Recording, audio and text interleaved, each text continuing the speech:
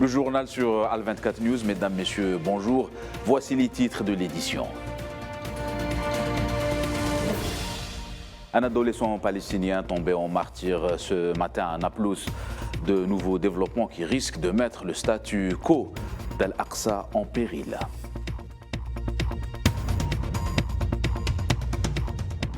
Après 4 décennies passées dans les prisons sionistes, le membre du comité central du Fatah, Younes Karim, enfin libre. Et toujours pas de speaker dans l'hémicycle du Capitole, une première aux États-Unis depuis un siècle.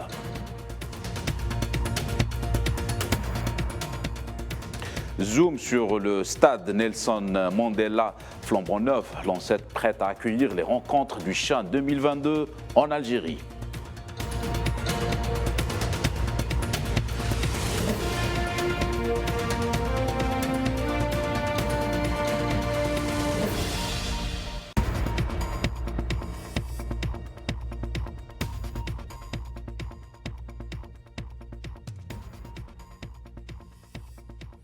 Bonjour à tous, on entame cette édition par l'actualité dans les territoires occupés.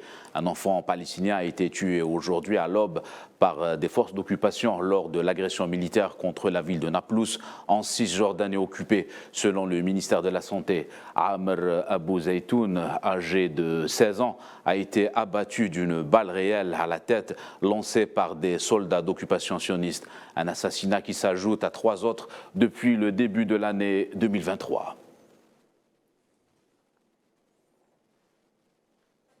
Et dans ce registre, les Nations Unies ont appelé à préserver le statu quo dans les lieux saints à Al-Quds en réponse à la prise d'assaut par le ministre d'extrême droite du gouvernement sioniste, Itamar Ben-Gvir, de la mosquée Al-Aqsa. Les détails avec Lila Gertal. Le Conseil de sécurité se réunit aujourd'hui pour discuter des violations de l'entité sioniste du statu quo d'Al-Aqsa perpétuellement transgressé et bafoué. Après l'assaut très provocateur de Ben-Gvir, le ministre de la sécurité sioniste, une sécurité qu'il incarne très peu, lui l'homme de guerre, l'homme de la violence et du racisme, dans sa forme la plus extrême, comme ses positions, connu pour être un homme haineux à tout ce qui est palestinien. Son extrémisme n'est en fait que la partie apparente d'une politique sioniste qui a érigé la violence en règle d'État. Bien sûr, une salve de réaction a suivi l'assaut de Ben-Gvir sur l'esplanade, considérant cette incursion comme une atteinte au statu quo d'Al-Aqsa. Mais pour comprendre, une pause s'impose. Qu'est-ce que le statu quo évoqué par la communauté internationale et qui s'inquiète tant pour ce statut menacé par ce gouvernement d'extrême droite sioniste? Il s'agit d'un accord conclu entre la Jordanie et l'entité sioniste. Celui-ci définit les règles d'accès aux lieux saints. Les musulmans sont ainsi autorisés à monter à toute heure du jour et de la nuit sur l'esplanade et les non-musulmans, eux, pourront y pénétrer, mais à des heures bien définies sans y prier. Cela s'est fait en 1967, après la guerre des 6 jours. L'administration de l'esplanade est restée aux mains du Waqf, une fondation islamique sous responsabilité jordanienne. De là a été mis en place ce statu quo. Et c'est ce statu quo, maintes fois transgressé, qui sera discuté aujourd'hui au Conseil de sécurité de l'ONU, réuni en urgence. Plus exactement, il discutera des violations quasi quotidiennes menaçant et mettant en péril ce statu quo que l'entité sioniste peine volontairement ou pas à respecter. Déjà brisé par les juifs orthodoxes radicaux venus prier sur l'esplanade à plusieurs reprises, et dernièrement par ce Ben-Gvir, plus radical que les radicaux. La question reste en suspens. L'extrême droite est-elle une aile plus dure du gouvernement sioniste ou traduit-elle tout simplement une politique sioniste qui a sévi de tout temps? Et vous venez juste de l'écouter dans le sujet. Une réunion d'urgence est prévue par le Conseil de sécurité des Nations Unies qui se tiendra en situation d'urgence pour discuter de la violation par l'occupant du statu quo Al-Quds. Une réunion qui se tient dans un contexte de tension suite à l'incursion du ministre sioniste Itamar Ben-Gvir à l'esplanade Al-Aqsa. Le représentant permanent de la Palestine aux Nations Unies, Riyad Mansour, a déclaré qu'une session autour de la Palestine se tiendra à la demande conjointe de la Palestine et de la Jordanie avec le soutien des Émirats arabes unis, le représentant arabe au Conseil, ainsi que la Chine pour obtenir la condamnation des attaques sionistes contre la mosquée Al-Aqsa et leur cessation.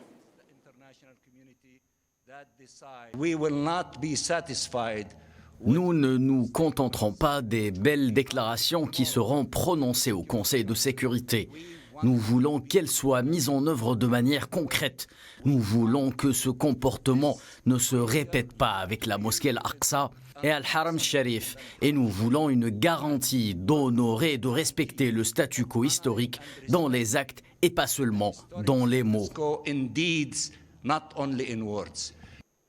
Et l'ambassadeur de la Jordanie à l'ONU, Mahmoud Daifallah Hamoud, estime que cette incursion à Al-Aqsa est un acte extrémiste susceptible de créer un nouveau cycle de violence. La Jordanie est extrêmement préoccupée par l'incursion qui a eu lieu par le ministre Ben Gvir, le ministre du gouvernement sioniste. Il s'agit d'une action d'extrémisme qui prétend créer un nouveau cycle de violence. Le Conseil de sécurité doit prendre ses responsabilités au sérieux et mettre fin à de telles tentatives.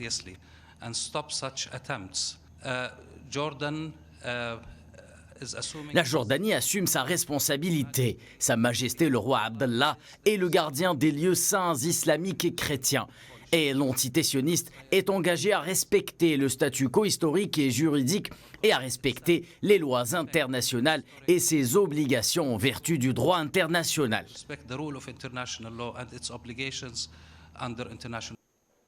Nous vous le disions en titre, les autorités d'occupation ont libéré tôt ce matin le doyen des prisonniers palestiniens et arabes, membre du comité central du mouvement Fatah, le combattant Karim Younis, après 4 décennies dans les prisons d'occupation sioniste. Pour rappel, Younis a été arrêté le 6 janvier 1983 pour avoir prétendument mené une attaque contre un soldat israélien dans les hauteurs du Golan occupé. Il a été condamné à la réclusion à perpétuité, plus tard réduite à 40 ans.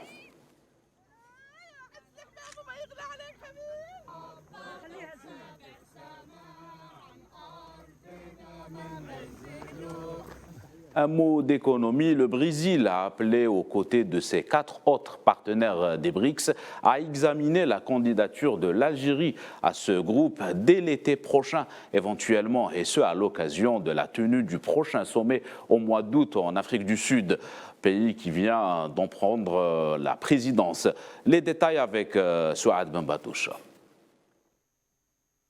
Les portes des BRICS pourraient s'ouvrir à l'Algérie dès l'été prochain. L'adhésion du pays à ce groupe, un chemin initiatique entamé depuis la déclaration du président algérien en 2022 et qui devrait aboutir dans les prochains mois, selon des sources diplomatiques proches de l'Afrique du Sud, citées exclusivement par l'agence russe TASS.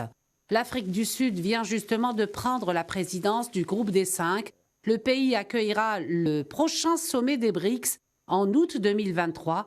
L'occasion peut être de statuer sur la candidature de l'Algérie, soumise aux États membres en décembre dernier. Pretoria a d'ailleurs déclaré par la voix du porte-parole du ministère sud-africain des Affaires étrangères, Clayson Maniela, que les priorités de l'Afrique du Sud comprendraient le renforcement de la coopération économique, politique, sociale et culturelle entre les États membres.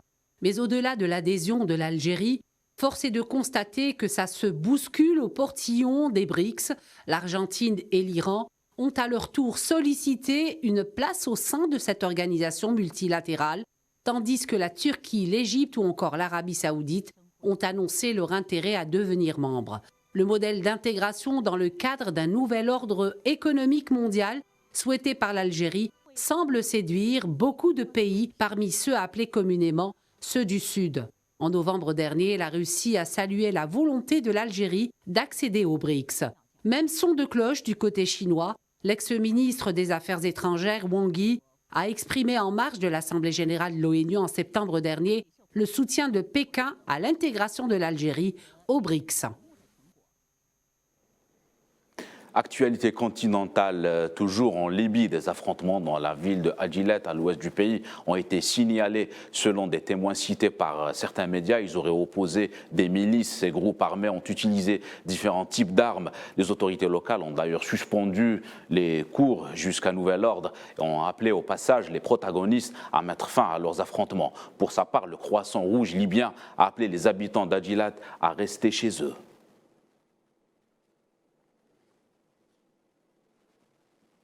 Le Bureau des Nations Unies pour la coordination des affaires humanitaires OCHA a annoncé une allocation de 7 millions de dollars en vue de répondre aux besoins urgents des populations vivant dans le centre et le nord du Mali. L'information a été rendue publique par le bureau le 2 janvier passé.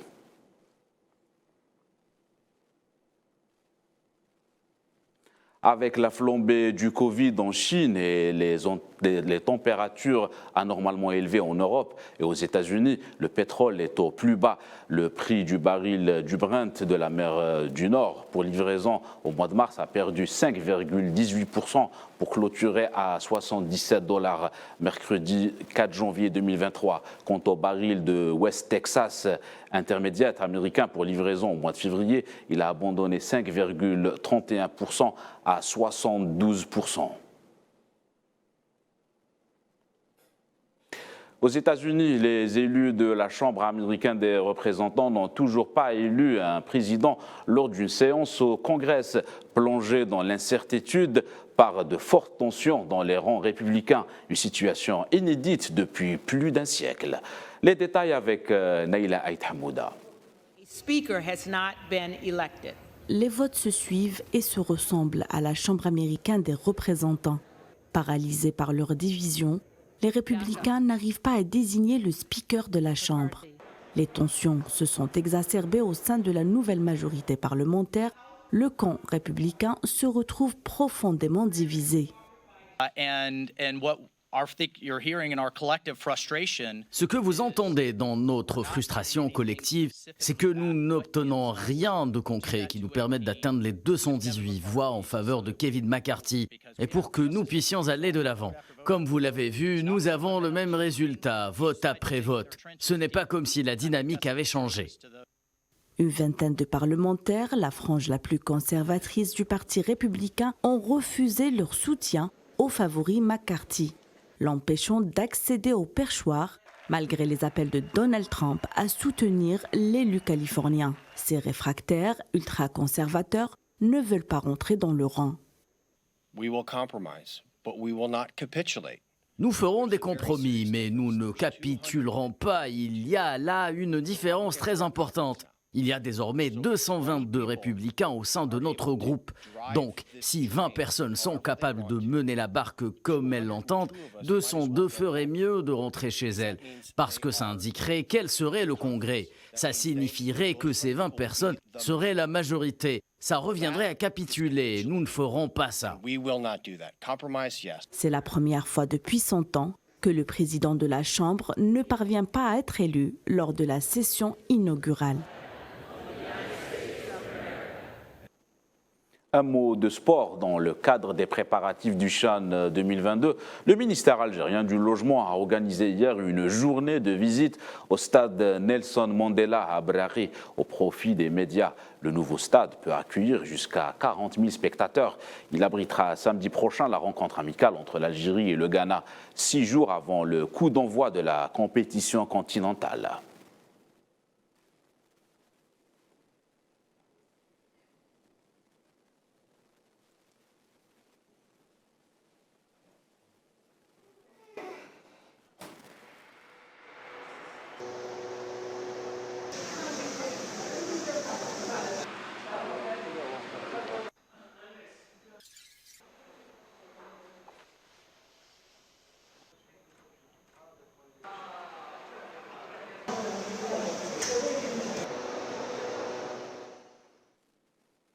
Voilà, c'est la fin de cette édition. L'information continue sur Al 24 News.